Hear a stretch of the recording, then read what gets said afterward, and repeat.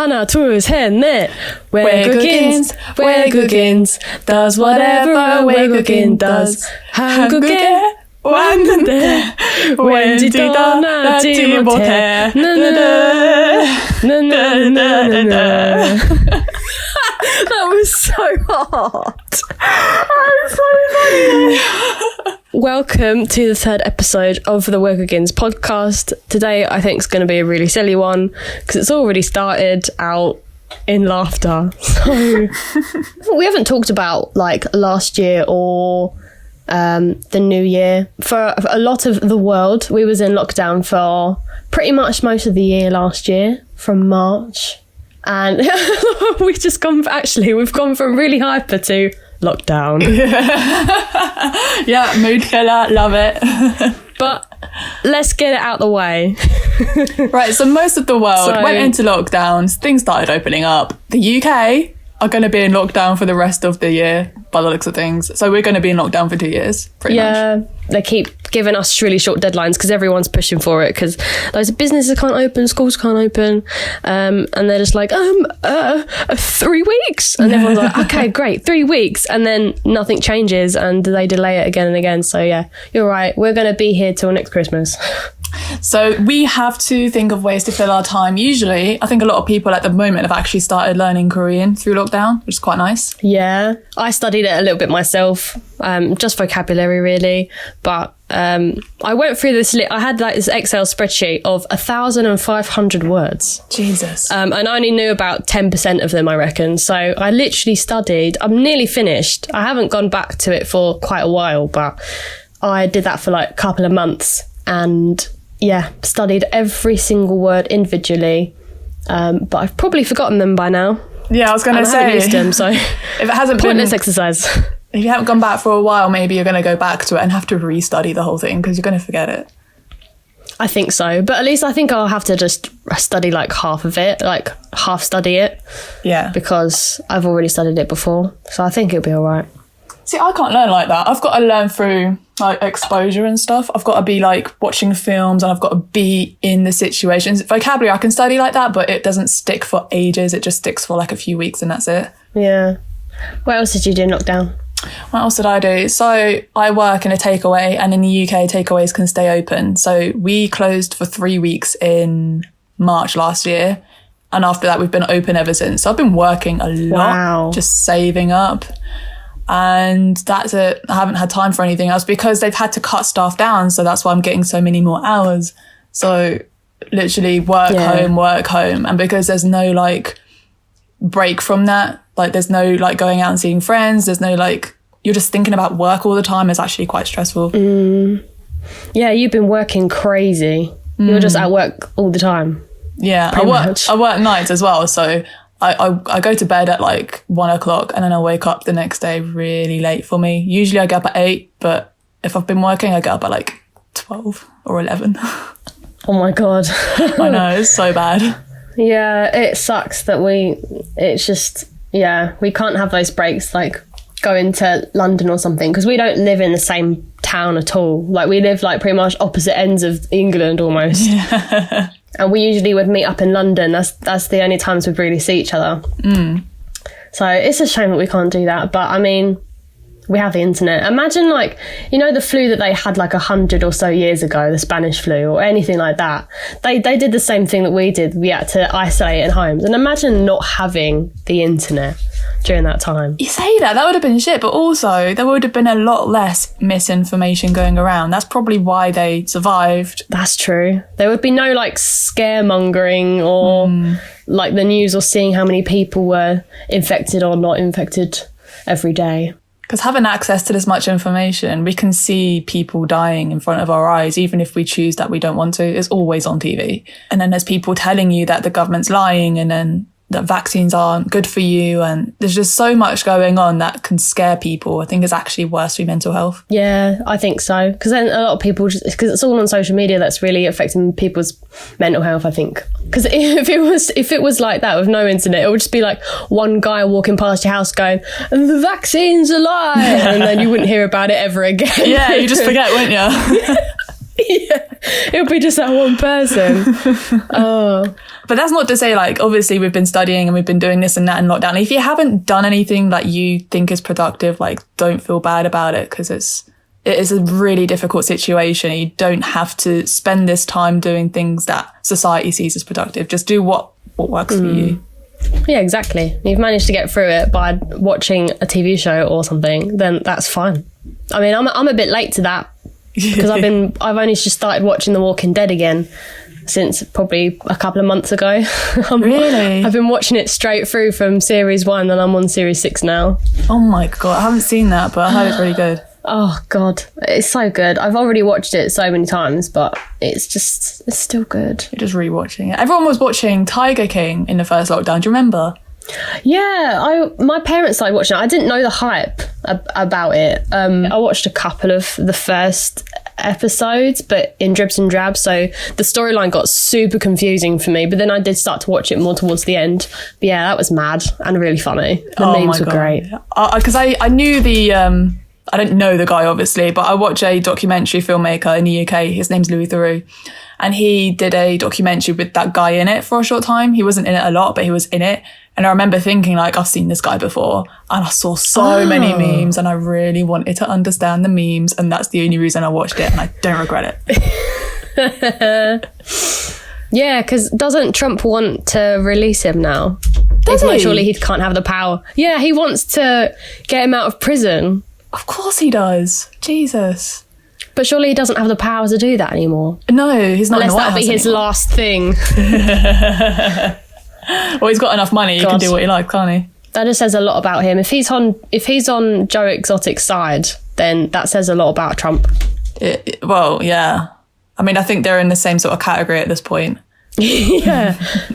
Let's talk about memes. Let's talk about memes, baby. I thought he was going to sing that song from that big band member that I won't name. Let's talk about memes. Oh, let's talk about us. Let's talk about memes. Let's talk about memes. Oh my God, let's talk about you. How did we like that song? It's so cringy. I know, it's so especially in the light of everything. It's like, ooh. All of his songs are crap anyway. Always have been. Always have been. Always. He probably didn't write them, so it's all right.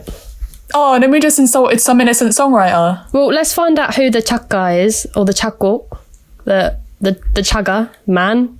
The Chagga. Whoever wrote the Chagga.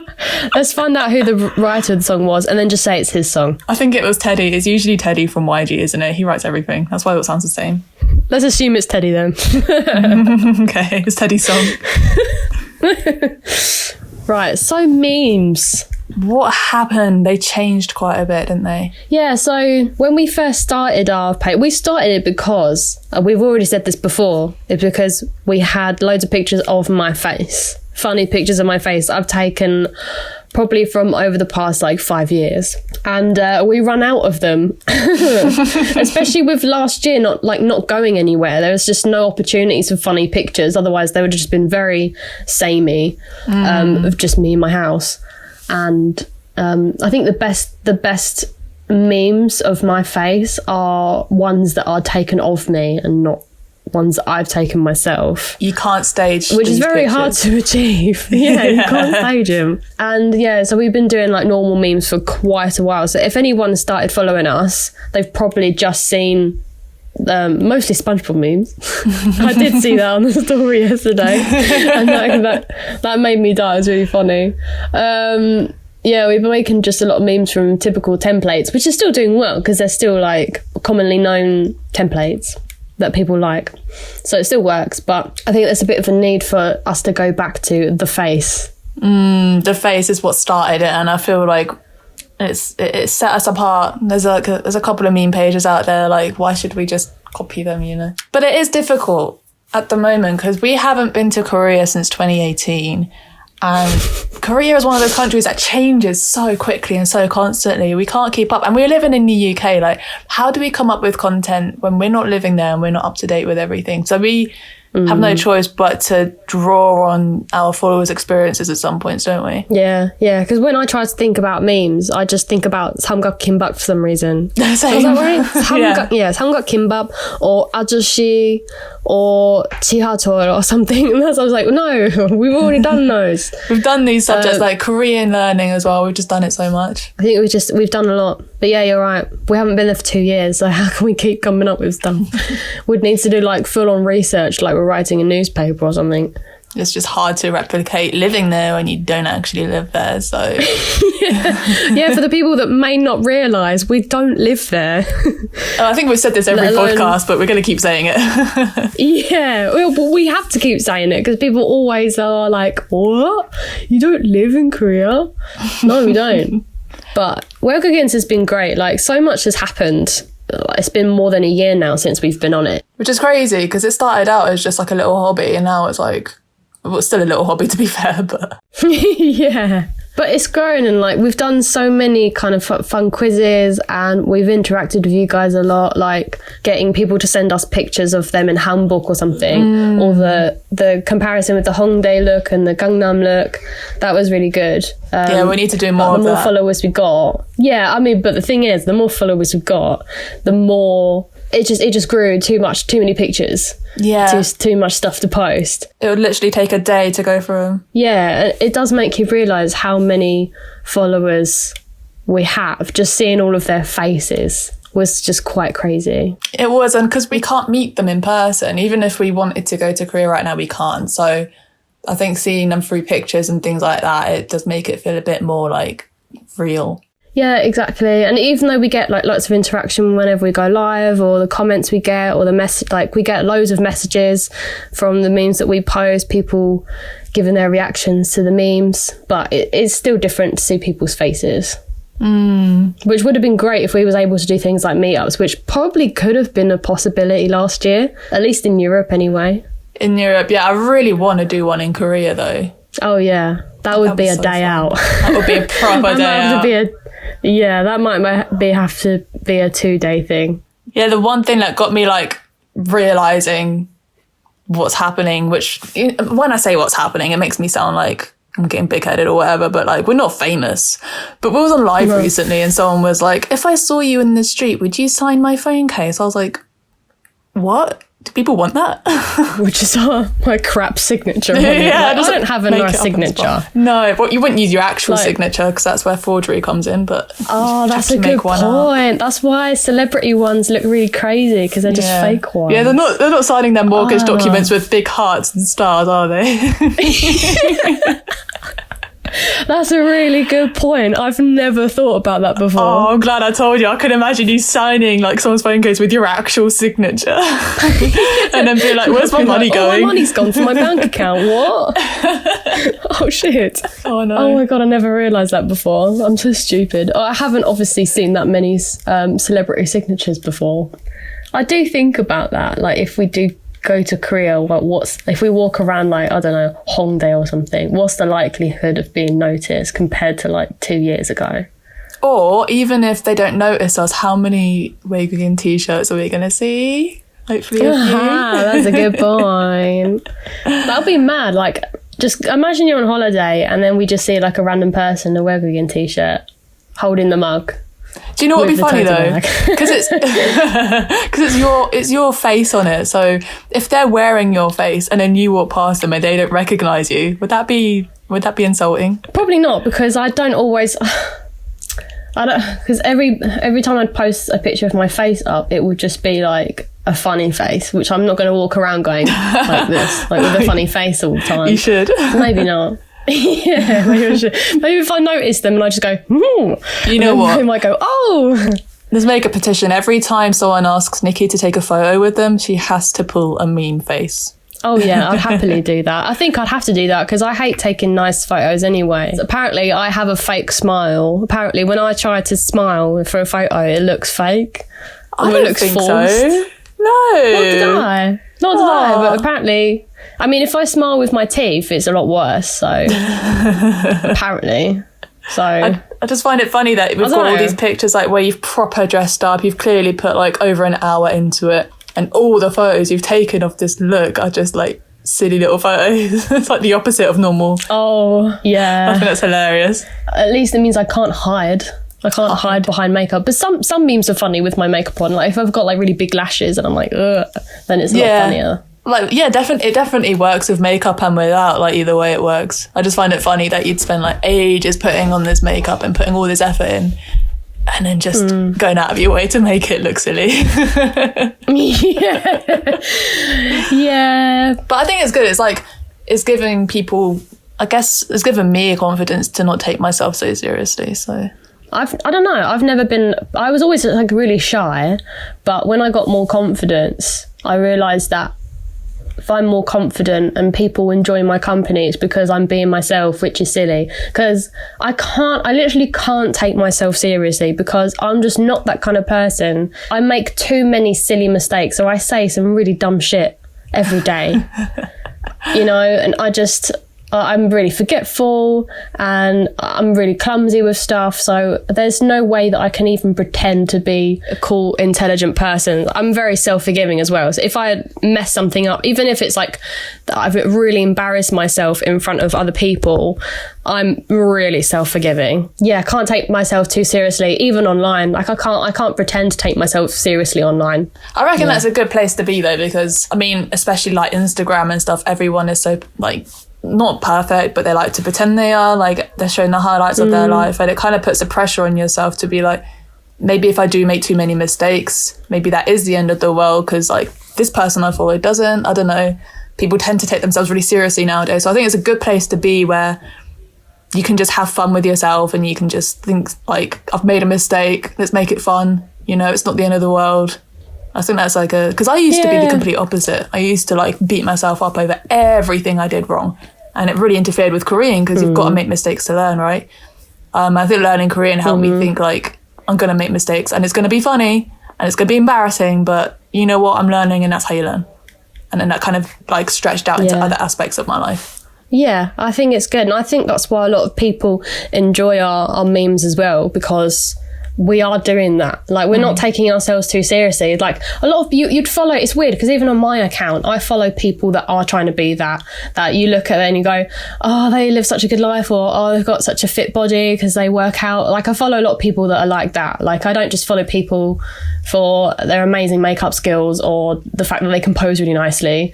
But yeah, I follow a lot of people like that, and I think everyone does. But then it's also nice to follow people and for other people to also follow us that don't take it seriously and do something different and, you know, post like the ugliest pictures that I have on there, and knowing and seeing, because we do keep a track of it, seeing people share it onto their own stories where God knows how many followers they have. You know, and it's just, sometimes we'd have up to like more than, I don't know, 30 to sometimes, if it does really well, like 100 story shares or just under of my face. And I don't feel too embarrassed. Like, I kind of feel happy because they've enjoyed it that much, they want to share it. And we find it funny anyway. So, yeah, I think that's why a lot of people enjoy our memes, really. And it's nice to know that we're helping. I don't know if we are helping people, but I feel like we are giving that relative content that people can relate to. We're giving people a reason to not feel so silly about the mistakes they make. Like, we do a lot of language memes, right? And if you do language mistakes in Korea, especially to older people, it can feel like the end of the world. If they get angry at you, you can feel crap. But if you see something like on our Instagram and you relate to it and you say to yourself, it's actually not that bad, everyone's done it, it's all just part of it, it can help, even in a small way. So I like to know that we are making some sort of impact, even if it's just a small one, I don't care. Even if it's one person we've helped, that's enough. I think because there have been many situations where a lot of people have actually told us this. You know, we're not just guessing. People have told us, like, I really enjoy your memes. I've been following you for about a year. Really love the page, or, you know, it's helped me so much when I was in Korea or something like that. And yeah, because, you know, some of the stuff we joke about, for some people, it's, you know, it's really commonly happens to people, but it can be quite of a big situation when it happens at the time. I don't know, something like you know, coming across a drunk ajashi on the train, which I'm sure everybody, even Korean people, encounter sometimes. And those situations can be quite shitty when they happen. It's the whole thing of putting a new perspective on something, because I'm the type of person that once something, like say I've made a mistake and then someone got angry at me I'm the type of person that will dwell on it. I'll get so negative and I can feel really crap about it. And sometimes you do need someone to look at you and be like, that's not the only way to look at this situation. There's another way to look at it. And then sometimes new perspectives like that can really change your mindset, and they can really help you if something similar happened again. And I can think back and be like, well, it wasn't so bad that time, because, you know, it's happened to this person, it's happened to this person, you know, we're all laughing about it, and I've made friends through it because we bonded through it. So now it's just going to happen again. Yeah. It's just going to happen again and again, and it's fine, because that's just life. Life is full of little blunders. Just, changing your perspective and making you feel a little bit better about it. Exactly. I think is another reason why a lot of people like our memes as well, which is crazy because we don't live there. No, we still don't live there. Nikki's been there once. I've been there 3 times, but that was like 100 years ago. So yeah, in the Joseon Dynasty is probably the last time you went, right? Yeah, I went there as I sold fruit. I don't know what they do back there. No, not right. Maybe they did sell fruit. Buy my apple. Oh. Just the one. And then you went back home. Oh, God. Here's an apple. What else has happened on it? On what? Oh, Waegukins. We started a podcast and we started selling shirts. That seems pretty important. You know, we have an audience, and, you know, there's so much different things of content and things that we can do with it, and, you know, selling the T-shirts and stuff is just fun. Like, it is just fun. You know, it just makes it feel even more real, the fact that we've got a T-shirt. I still really want a black one. You should get one. Just aesthetically, I really want one. The thing is, we only started making them because we did that competition, and so many people were like, do you sell these anywhere? And honestly, if it wasn't for extortionate shipping, we probably could just be sending them out, but we can't afford to. So we've had to start selling them. That's the only way we can afford to send them out. So yeah, I'm really happy about that, actually. I'm proud of that design. I think it's really cool. Just the whole dictionary thing and the 18. It's the little details, like the ship part. I think it's great. The Waegukins pronunciation bit. Yeah, I love that. It's so good. But also because, you know the reason why we, you know, enjoy the idea of making new content is because we're both really creative people.